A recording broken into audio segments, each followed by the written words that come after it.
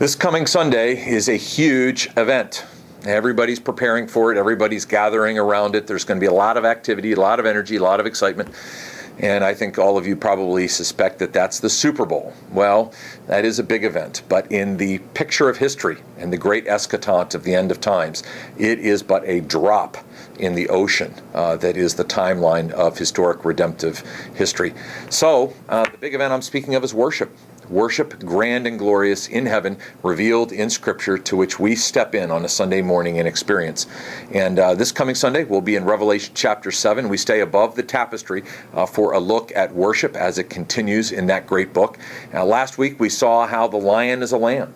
And that lamb is a lamb who was slain, and in his being slain, we have the blood that purchases us for God and our victory over sin, death, and the grave. Now, this week, that lamb is depicted as a shepherd, and that shepherd leads us to a place of salvation.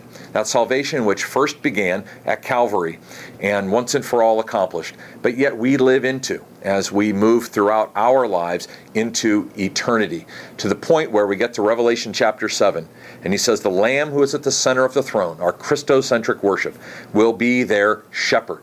And we know that that great shepherd lays down his life for his sheep. And what a beautiful and poetic irony for us. He will lead them by springs of living water. Of course, he himself is the living water. And he will wipe away every tear from their eyes.